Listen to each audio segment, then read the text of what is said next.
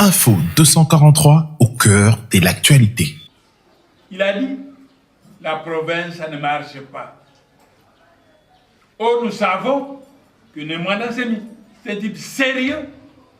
Il a été au Parlement, il a été le seul député incorruptible du régime du président Mobutu, du président Kabila. Alors, le peuple Congo, vous m'entendez? Le peuple Congo a fait une pétition. Des milliers de pétitionnaires ont décidé que Némoina Semi puisse devenir le gouverneur du Congo central. Bonjour. Bon, il faut dire la vérité que l'honorable Némoina Semi était malade depuis un moment. Nous étions tous au courant, mais que la mort d'une personne comme lui, d'une manière ou d'une autre, reste quand même un événement non seulement triste, mais c'est quand même un événement qu'on ne saura pas oublier de sitôt. L'honorable Némoina Semi était un personnage que très peu de gens ont connu, parce qu'on le voyait peut-être dans les médias, mais c'était un homme qui avait énormément de dimensions. D'abord sur le plan spirituel, il était à la tête d'un mouvement spirituel qu'on connaît, le BDK, et puis c'était un homme politique. Il a eu beaucoup de députés au niveau national et provincial. Donc c'est quelqu'un qui, au niveau en tout cas de la province du Congo central, et même au niveau national, c'est quelqu'un qui a fait beaucoup de choses. Donc sa mort est une grande perte pour la province du Congo central, mais aussi pour la République. Némoina Semi a eu énormément de problèmes politiques. Mais je pense également que au niveau de notre classe politique, il a été incompris. Moi, j'ai eu la chance de le rencontrer parce que j'ai été porteur d'un message pour que nous puissions retrouver la paix. On a vécu beaucoup d'événements malheureux dans notre province. Pendant toute cette période de turbulence, en tout cas, j'ai eu l'occasion de le rencontrer dans le plus grand secret, ou discuter avec lui pour essayer d'apaiser la tension qui, à l'époque, avait quand même endeuillé beaucoup de familles. Donc il fallait absolument trouver un accord avec lui pour que les choses se normalisent. Deux occasions. La première fois, quand je l'ai rencontré chez lui à la maison, c'était pour discuter d'un problème où il fallait apaiser les tensions. Nous sommes allés le voir. J'étais accompagné d'un autre homme politique. Nous avons discuté avec lui, mais il était clair avec nous que lui, son problème à l'époque, c'est qu'il pensait que bon, le peuple Congo était marginalisé et qu'il fallait absolument qu'on puisse rétablir les équilibres. Et puis, une fois, je revenais de Kouilungongo, et lui, je crois qu'il venait de Matadi. Son véhicule est tombé en panne non loin de Kouilungongo. Donc, en allant vers Mbanzaungu, je l'ai rencontré et nous avons pris quelques minutes pour parler. Je me suis arrêté et comme il connaissait mes parents, il me connaissait moi-même. Et donc, et puis, je pense qu'il avait quand même beaucoup d'estime pour moi. C'est pas quelqu'un qui s'est caché, il disait toujours la vérité, il a dit qu'il me suivait et qu'il aimait bien m'écouter. Donc j'ai eu cette occasion, mais ces jours-là, je suis resté longtemps à parler. C'était au bord de la nationale. On a pris 2 chaises, nous nous sommes mis à côté, et donc on a parlé avec lui. C'était un homme extrêmement intelligent. Et sur le plan culturel, les Bakongos, je crois qu'ils ont perdu quelqu'un de très, très, très important. Parce qu'il était, en tout cas, de nos jours, je crois que c'était le vrai gardien de la culture Congo. Et Ndemana Nsemi ne se cachait pas, il était Congo, il était en tout cas gardien du temple Congo. Donc j'ai eu l'occasion de parler avec lui parce que Ndemana Nsemi était un chimiste. Donc c'est quelqu'un qui a eu beaucoup d'expérience dans la vie. Et donc mélanger tout ça, il était tout à fait normal qu'on parle de lui. Parce que c'était un homme qui disait toujours la vérité. Et quand il avait raison, il était difficile de le calmer. Mais en tout cas, ces dernières années, il était beaucoup plus souple et conciliant. Quand quelquefois il a eu l'occasion de demander à quelqu'un de m'appeler, que je puisse peut-être lui parler, et j'ai senti en lui une autre dimension. Il était devenu vraiment un nationaliste hors pair. Et donc j'ai gardé en tout cas ces 2 souvenirs. Et je crois que c'est la première fois d'ailleurs que j'en parle publiquement. Mais j'ai connu l'homme et je pense que c'est une perte pour l'ensemble du pays.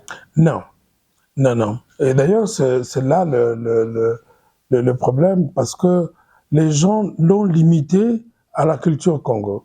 Je crois qu'une fois, au niveau de l'Assemblée nationale, il s'est étendu sur un certain nombre de problèmes, que les gens ne savaient pas que Ndemana Nsemi n'était pas seulement pour le Congo central ou pour les Bas-Congo, mais il disait des choses vraies. Et que lui, il voulait que nous puissions créer un espace qui permet à ce que le peuple, et je pense que la ZLECAf aujourd'hui est une idée qui est venue après ce que lui il avait, mais il le proposait que entre nous et l'Angola, qu'il n'y ait pas de frontières, entre nous et le Congo-Brazza, qu'il n'y ait pas de frontières, entre nous et certains pays même du Nord et de l'Est, que nous soyons libres d'aller et revenir. Bon, c'est une zone de libre-échange, de liberté de circulation.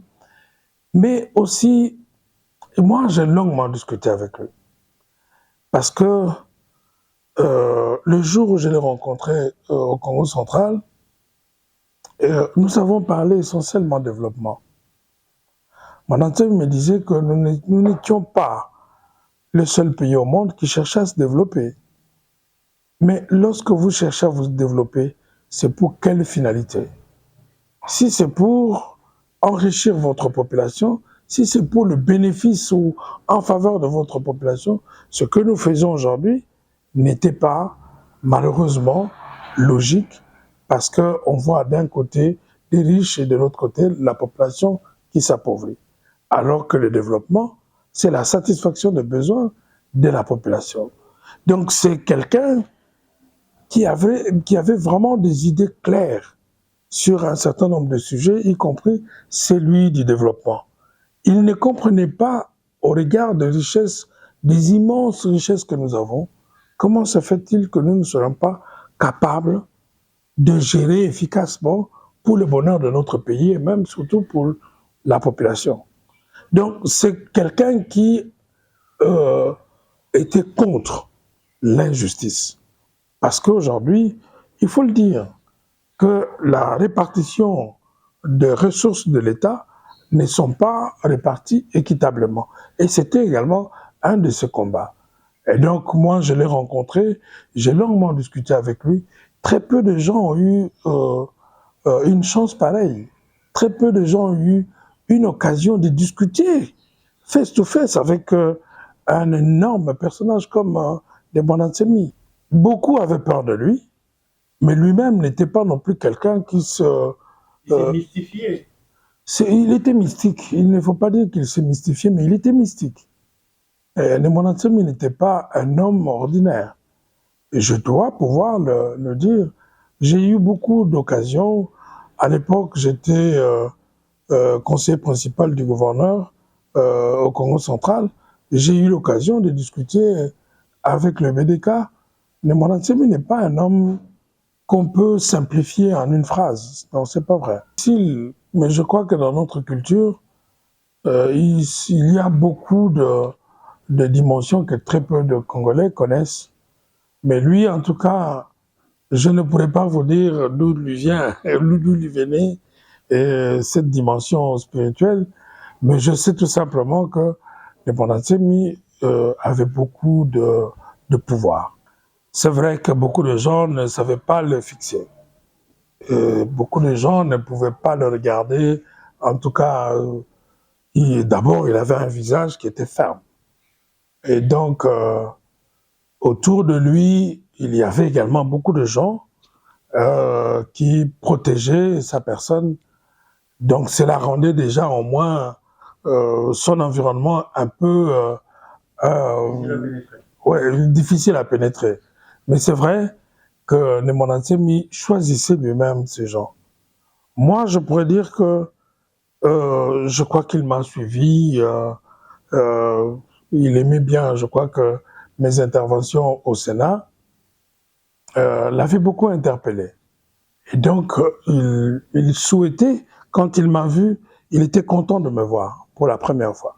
Moi, je le connaissais, mais lui, certainement me connaissait, mais on ne s'était jamais rencontrés. Mais cette fois-là, quand j'ai discuté avec lui, il m'a dit des choses vraies que j'ai avouées et que j'ai dit qu'il avait raison, mais que nous devions trouver un moyen pour... nous étions à l'époque, c'était en 2006, nous devions aller aux élections.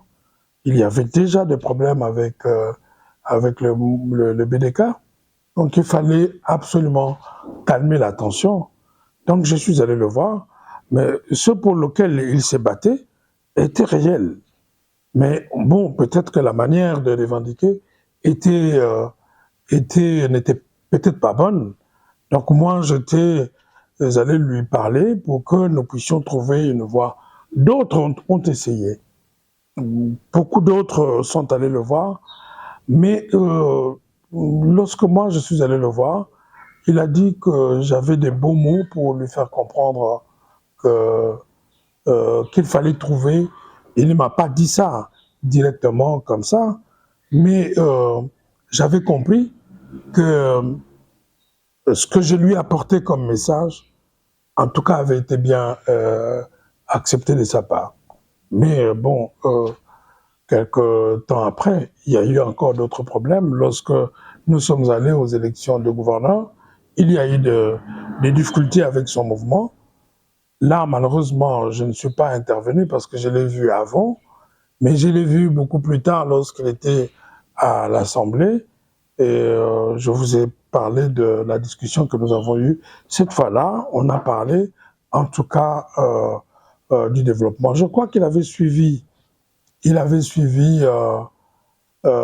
émission que j'avais réalisée avec une chaîne nationale ici, et qu'il avait aimé, évidemment, les idées que j'avais développées. Parce que lui et moi, nous avons eu une convergence d'idées. Lorsque nous parlions du développement, moi, je considère que dans le cas du Congo, il n'est pas possible que notre population soit pauvre. Mais il n'est pas possible non plus que nous puissions nous développer sans s'occuper de la population. Et que le développement, en réalité, se fait avec le peuple. En fait, si vous voulez vous développer, vous devez avoir comme objectif enrichir votre population. Si votre population est riche, aussitôt, donc en même temps, le pays s'enrichit, et que si aujourd'hui nous pouvons avoir un pays riche, comme aujourd'hui, il y a une partie de la population qui pourrait dire qu'elle est riche, mais la grande majorité de la population est pauvre. Cela voudrait dire qu'il y a un problème au niveau de notre politique du développement. Les politiques publiques qui permettent à ce qu'un peuple qui part d'une situation de pauvreté à une prospérité, cette politique-là n'existe pas. Bon, Nemwanda Nsemi, j'ai beaucoup de souvenirs de lui, mais je ne peux pas tous les citer. Mais ce personnage, il est difficile de le cerner. Nemwanda Nsemi était un chef religieux. Il était à la tête d'un mouvement qu'on appelle mystico-politico-religieux. Mais c'était également un homme politique. Ce que je n'oublie pas chez lui, c'est qu'il n'y a pas auprès de lui une légèreté lorsqu'il parle de la culture de son peuple. Il était vraiment alors un homme traditionnellement investi dans les valeurs Congo et dans les valeurs qui, en tout cas, permettaient aux populations de vivre aisément. Et donc, j'ai gardé de lui un homme qui avait une dimension non seulement mystique, je dirais spirituelle et religieuse, mais aussi politique. Mais socialement, il était à la tête d'un très grand mouvement, même sur le plan politique. Son mouvement était capable de nous donner quelques députés, donc ce n'était pas un homme qu'on pouvait négliger. Nemwanda Nsemi était, en tout cas pour le peuple Congo, c'était le gardien de la culture Congo. C'est lui qui, en tout cas, protégeait la culture des Bas-Congo. Donc, en un mot, je dirais que Nemwanda Nsemi était vraiment un tribun Congo qui ne transigeait pas avec la culture Congo. Il n'était pas prêt en tout cas, il était là pour valoriser notre culture.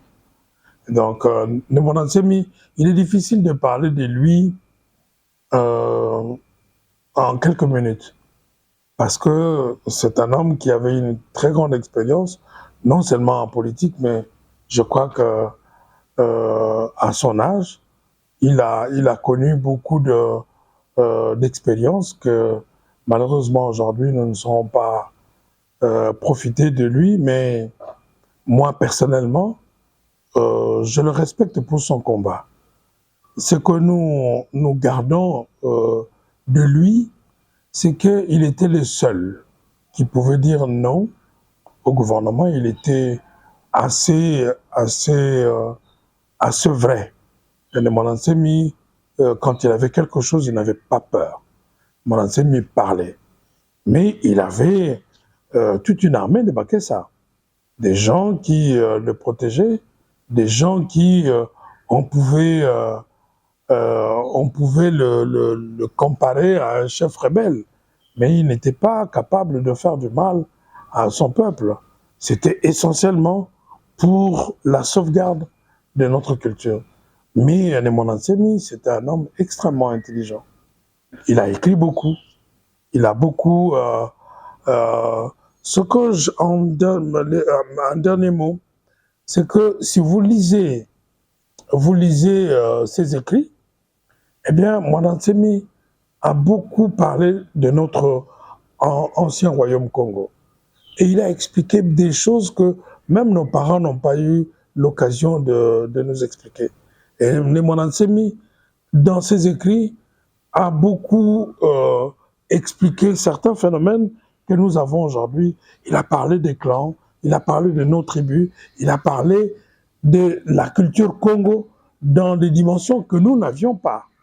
Aujourd'hui, je peux lire encore un de ces livres où il parlait de comment notre roi, nos rois à l'époque, vivant à San Salvador, aujourd'hui en Angola, mais qui contrôlaient des territoires jusqu'au Gabon, jusqu'en Guinée équatoriale, jusqu'au Cameroun. le Congo-Brazza. Comment faisait-il?